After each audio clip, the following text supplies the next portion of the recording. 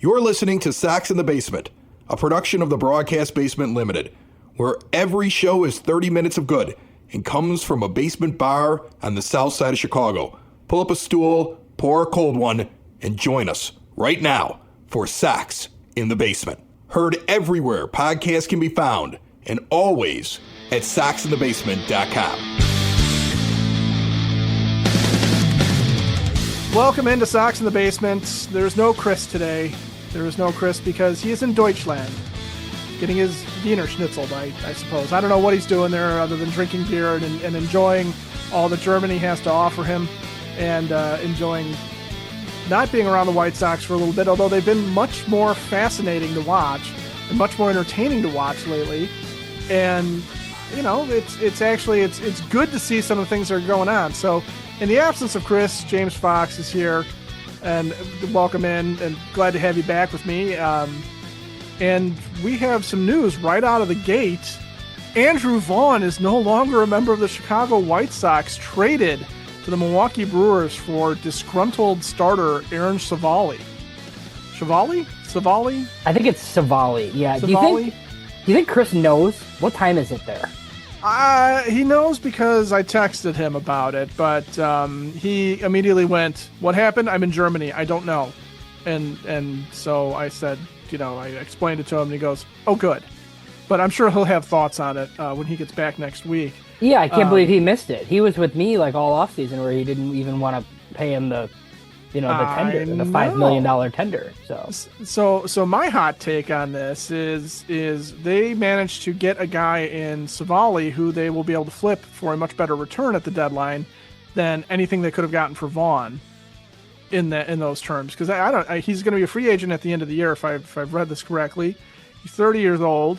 Had some decent years for the Guardians, but never really fully put together a full season until about last year, I believe. And then that's pretty much it. I mean, he's kind of an Adrian Hauser type, right? Yeah, and I think there's some familiarity with him, with the Brewers and Walker McKinven, right? He was on the Brewers last year for part of the time. It's weird with Aaron Civale. He stopped throwing his slider, and I think that was his best pitch. He's been really fastball heavy for the Brewers. He hasn't been great. I think his FIP is over 5. He got booted from their rotation because they called up top prospect Jacob Mizorowski. But I mean, yeah, you nailed it. Even Chris Getz said today, he's basically, the purpose he serves is, being able to rest your young starters. I mean, you have, a rotation essentially with four young guys. Jonathan Cannon's out, and then they have Hauser, and now they have Civale. If they go to a 6-man, I could see that, but there could be more trades, who knows? But I think he just offers them a little bit of length. And then obviously in a best case scenario, they fix him, in theory, like they've done with Adrian Hauser, and then they can trade him for something. They weren't getting anything for Vaughn. I'm surprised that this even happened, because I thought if they DFA'd Vaughn, nobody would pick up the salary. So this is a little bit surprising to me, and the Brewers have already optioned him to AAA Nashville. Well, right. There's no room on their major league roster for Vaughn. I mean, Rhys Hoskins is there. Christian Yelich is their DH. It doesn't seem like a great fit, but I guess maybe if you're sitting there going, okay, well, who's going to take him? And Vaughn is still he's what Miguel Vargas was in some ways, a guy that never panned out, who's got not a minor league pedigree, never had a minor league career, but he's got, a high draft pedigree. So I guess good luck in Milwaukee to Andrew Vaughn, and it's entirely possible that they just needed to get Aaron Civale out of their building as soon as possible, because the guy did not want to go to the bullpen. He did not want to be there behind a rookie like Mizorowski, or they've had a couple other guys that are up, whose names escape me at the moment, but it's not important.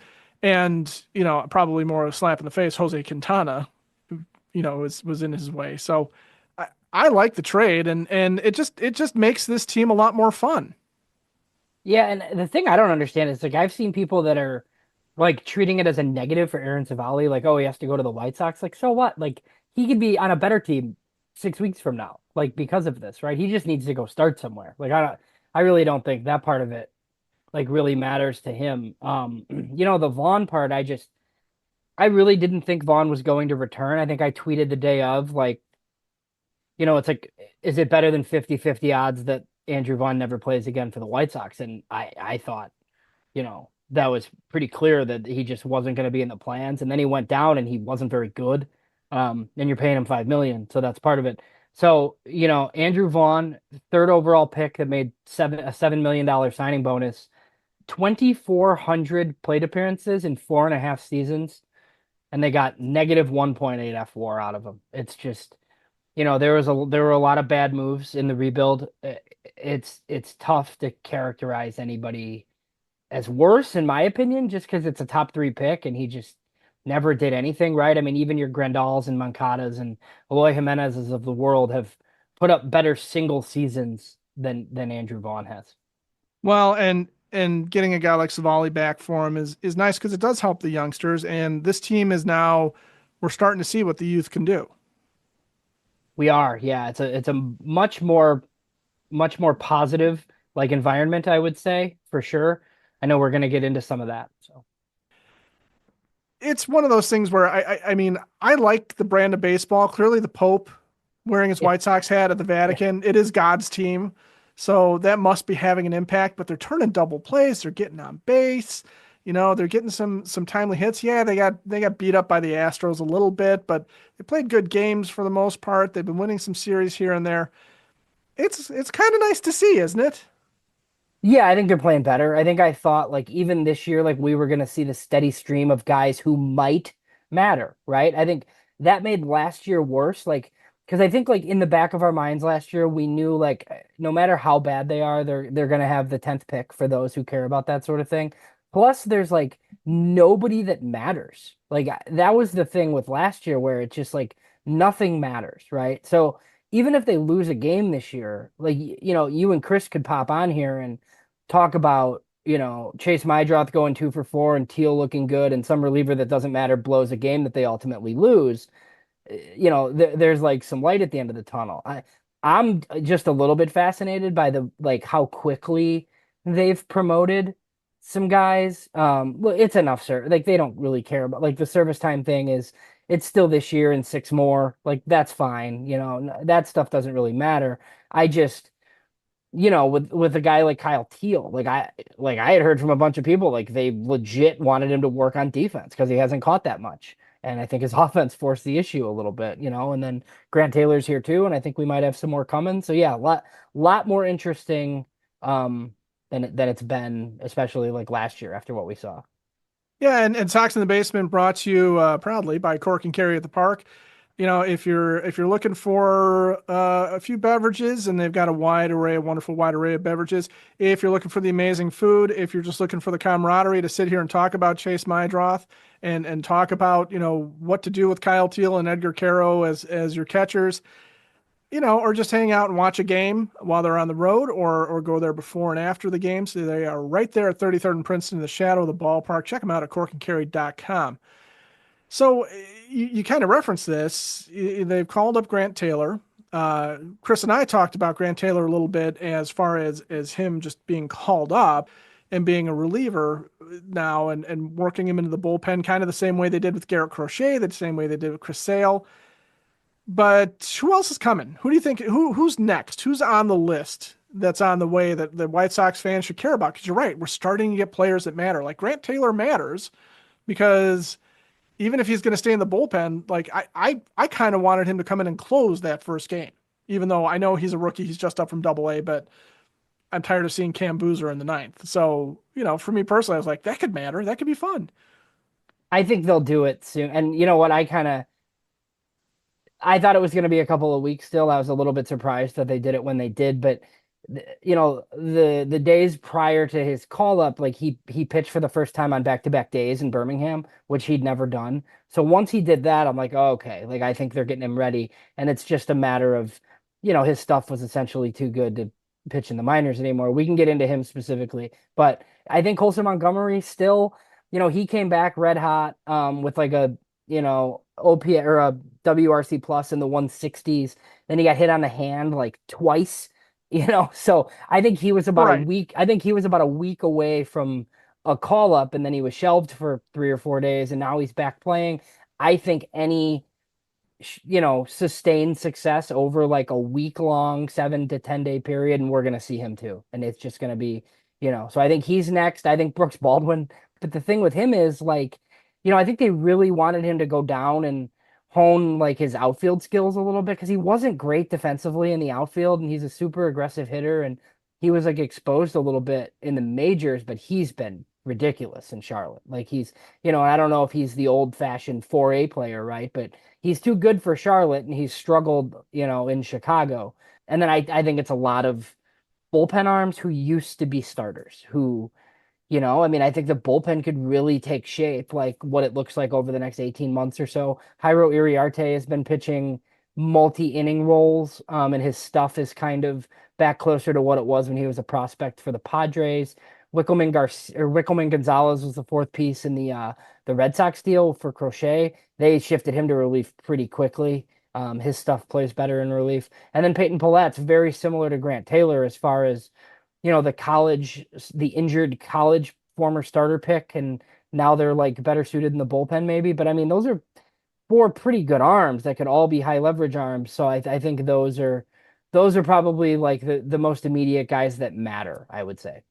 You bring up Brooks Baldwin, who over his last 15 days, 365 average, 431 on base percentage. And it feels like on base percentage has been a big thing for them to call guys up, because we noticed that Teal's on base percentage had climbed up, over and around 350.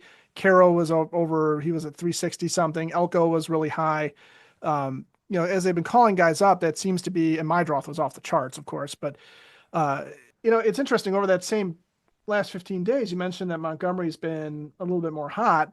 But he's had some skids there too, because his on base percentage is at 280 over the last 15 days. And even over the last 7, he got better. So you're right. They probably need to see a little bit more of a sustained hot streak, right, before they'll give him an opportunity. I would think so. I mean, it was like his approach was better. He was going the opposite way, and he hit a few homers. He was striking out like 3 times a game before, right? Which he's not anymore. So I think he looks a little bit better. I think I told you this right before we started. I don't think they want to run the risk of him like going back in the tank for 4 weeks and then it's kind of like, oh my God, like what do we do now? I think they'd rather have some success, get him to the big leagues, pray that it works. And if it doesn't work, right, then you always have oh, well, it's his first time in the big leagues. Of course he's struggling thing. Send him back down to like fall back on. And yeah, like I think we're gonna see him. I've heard from some people that think like, oh, he needs a full season at chart. Like they don't seem to be operating this way. I think they feel like he's part of their core. We're gonna see him, like regardless of maybe what some people think about that situation.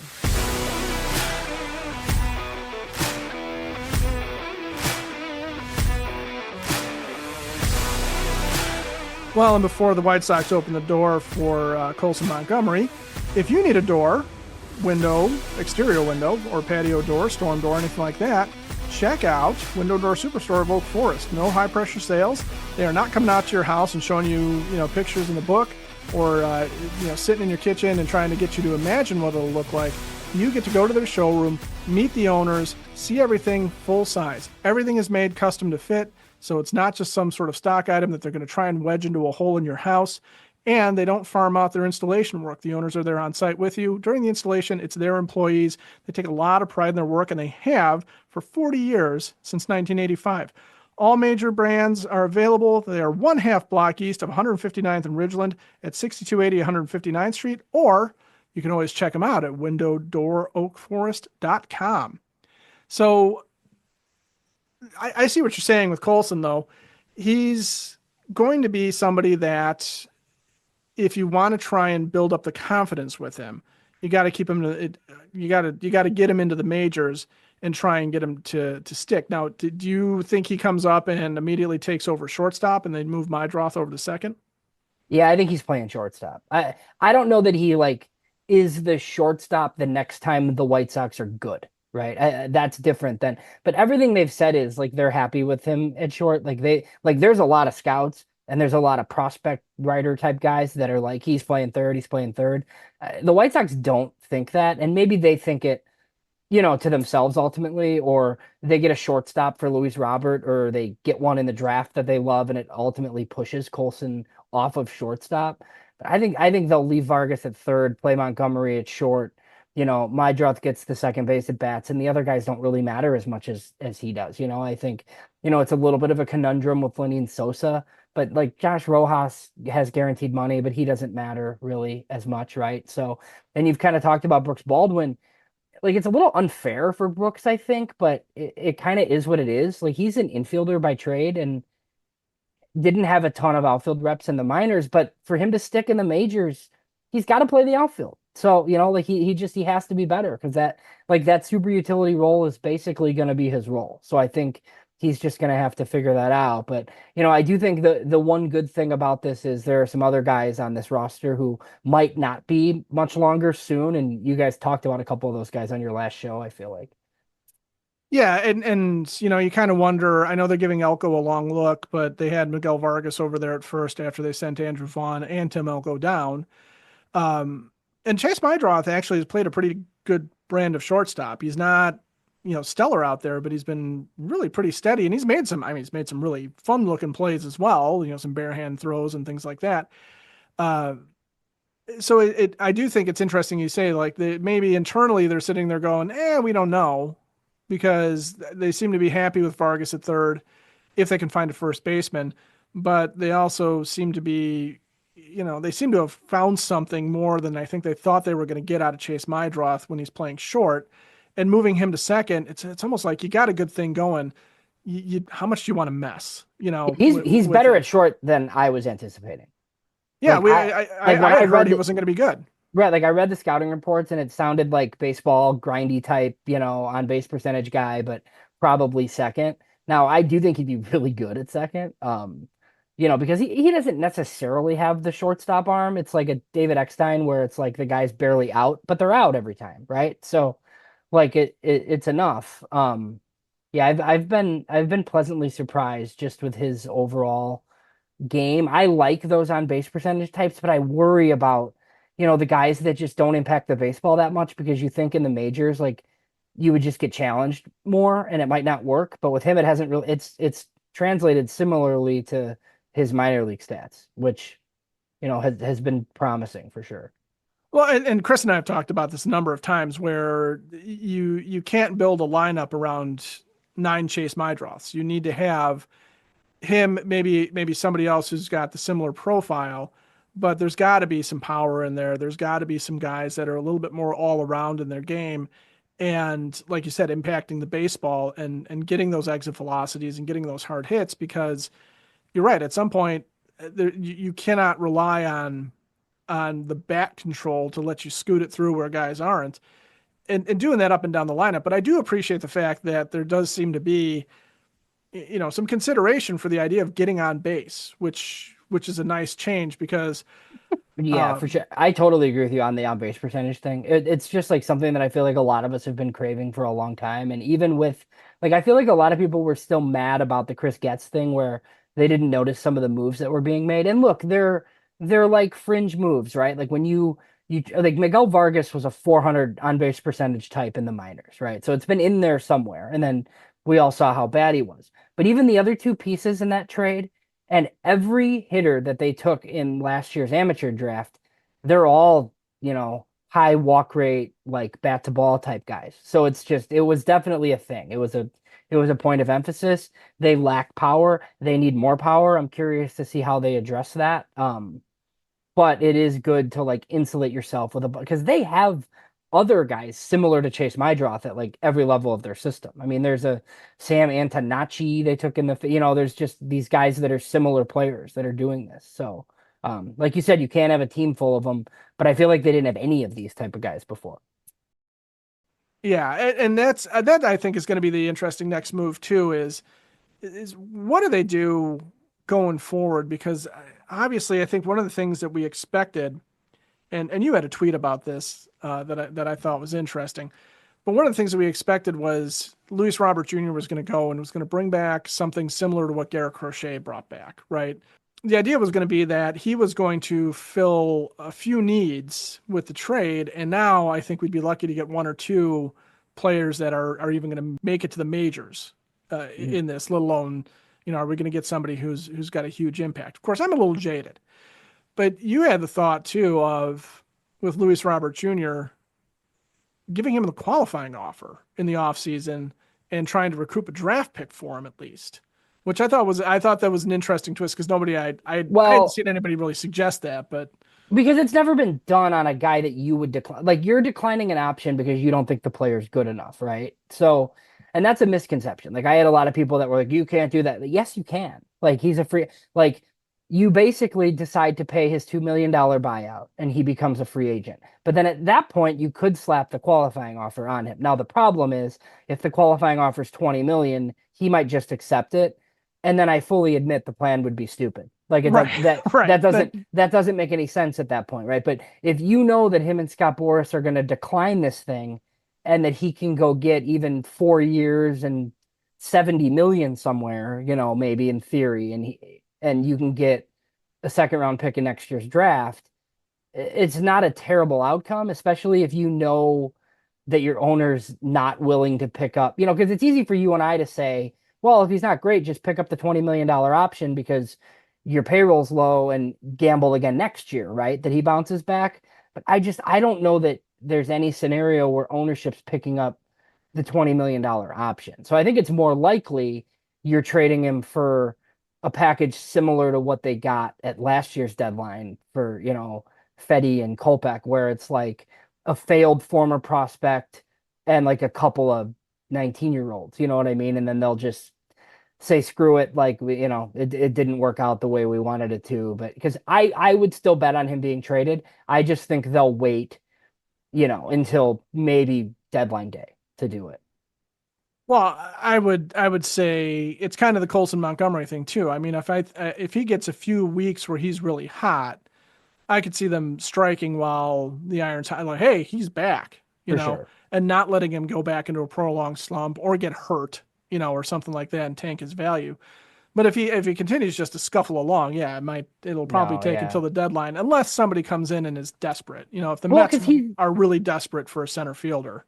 and I think he's useful for a team. It's just what are you willing to take in return? Like the Phillies would love to put him in center field, and Right. he's the sixth best player on your team, and he's a really good defender and steals bases, and he's probably way better because you have 5 or 6 studs in your lineup, right? But they're not going to give up top prospects to do that, right? So it kind of depends on what, because I guarantee you there's teams that want Luis Robert. Like he's going to go somewhere else and he's going to be fine because he's not going to, be asked to carry a team. It's just, are the White Sox willing to trade him for what the offers are? I mean, clearly not, or he'd be gone already. Yeah, and if Chris Getz is being truthful with us and he does have offers on the table, then that's the major question is, well, what is he turning down at this point? How bad are these offers? Or who are the failed prospects that he's being offered? What's the trash level on these guys? Because every organization has at least one guy that they kind of sit there and look at and go, I just really don't know what to do with you anymore. There's some flaw in the game. But do you think it's possible Getz is just holding out because they clearly have a type? We already discussed it. We know that when it comes to hitters, the philosophy is now guys that have a lot of walks and bat to ball and the high on base percentage, and then what Brian Bannister looks for is clearly different than what they had prior as well. So I just wonder if it's a matter of not necessarily how much he's getting or the pedigree, if they're just not offering the right kind of player to him at this point.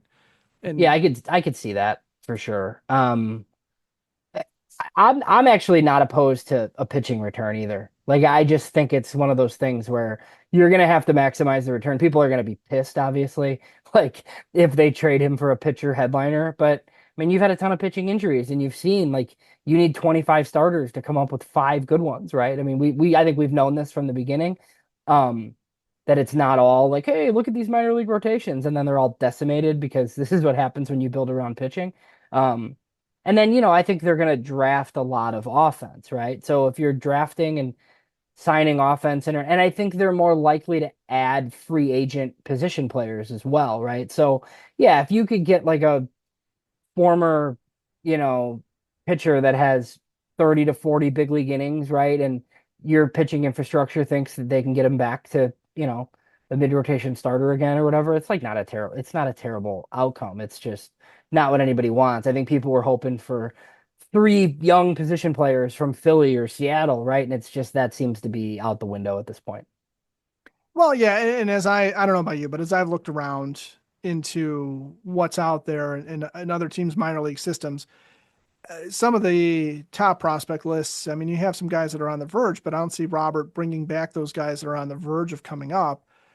I see him bringing back the lottery tickets, the 19-year-olds, the 18-year-olds who are high on a prospect list, but have plenty of time to not turn into anything, and that seems to be, that seems to be more of a gamble. I'd almost rather have a Miguel Vargas type of situation for him. But that was the back half of last year's deal, right? I think like Jarrell Perez has been pretty good in Winston-Salem, and Alexander Albertus actually exists. He's playing in Arizona now, and and then you have Miguel Vargas, right, as the headliner, and it looked really bad for a while. And then they figured some things out. But yeah, that's where I think if it's a similar return, right, for somebody's failed young player, and then you get the sweetener of the couple teenagers that your scouts like or whatever, it'll be underwhelming. But I think I don't think he's going to be on the team in August, and he's definitely not going to be on the 2026 team. It's going to be an interesting offseason, no matter what. It's time once again for the Sox Nerd, brought to you as always by the Village of Lamont. Want to experience a downtown with real history, great eats and drinks, and green spaces filled with adventures? Well, visit the Village of Lamont. Shop, dine, drink, explore, and check out all they have to offer at lamontdowntown.com. Nerd, what do you got for us? Guys, Kyle Teel, called up from AAA Charlotte a week ago, has provided me with lots of nuggets in his short time with the White Sox. For instance, the dude gets on base. Teel carried a .417 on-base percentage into the weekend series in Texas. This is the highest output by a Sox player in his first 5 MLB games since 2020, when Yermin Mercedes, the Yerminator, logged a .722 OBP in that span. Teel's debut was epic. First of all, the Sox, with Teel going 1 for 2 with 2 walks, won, and that was epic enough in its own right. The victory, a 7-2 conquest of Kansas City on June 6th, was the Sox first with a catcher making his MLB debut since an 8-4 win at Detroit with Alfredo Gonzalez behind the plate. Prior to Teel, the last Sox catcher to make an MLB debut in a home win was Bill Lindsay, who was 1 for 4 in a 6-3 triumph of Cleveland on July 18, 1987. Teel threw out a runner trying to steal in his debut, making him the first Sox catcher to do that since Kevin Smith on September 1st, 2016. Teel also got a hit that night, making him the first Sox catcher to collect his first hit and nab a runner in the same game since Jerry McNertney on April 16, 1964. Teel's start in the 6th spot in the order was the first by a Sox catcher in a debut since Hardart Kushner on September 21, 1970. Kushner and Teel are the only Sox catchers to start in a debut that high in the order. Teel is the only Sox catcher to walk twice in an MLB debut. In fact, the last Sox catcher to draw even 1 walk in a debut was Pete Varney on August 26, 1973.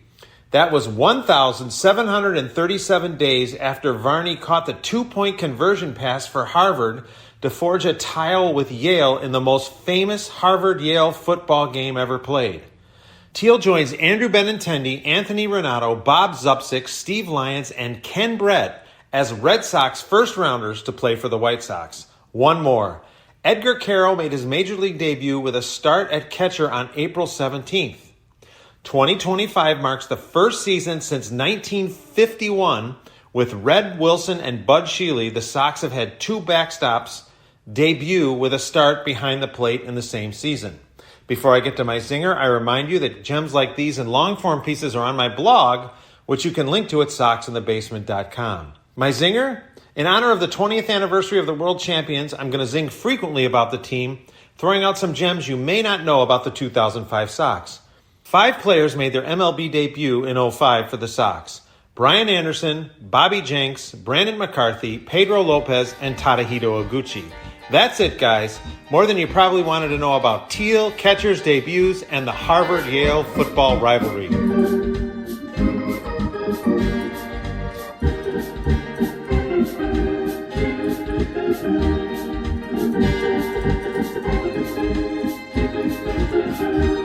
Before we get, so something you guys talked about on the last show, and I gotta ask you this. Like, Yeah. every manager has like a binkie, right? Like it's just, and it's weird. Like even the best ones. Tony La Russa fell in love with bad utility guys, and I think Wil Venable is gonna be pretty good at this. I can't explain the Josh Palacios thing. I don't understand. What? Yeah. I don't, like, he plays all of the time.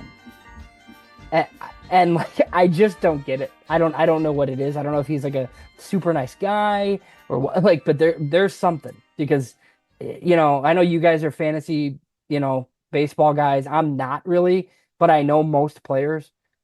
Like, I didn't know who Joshua Palacios was, and they got him from the Pirates, you know, and now he's played like every day since then. No, and I mean, you know, he's, even when he's not in the outfield, he's DHing. Yeah, Thursday night's game, he's against DHing. the lefty. Yeah. I can't understand. You're right. I had never thought of him as Wil Venable's, you know, Wil Venable's security blanket. He's mystifying. I'll say that. I don't get it. I really don't get it. Sox in the basement. Sox in the basement.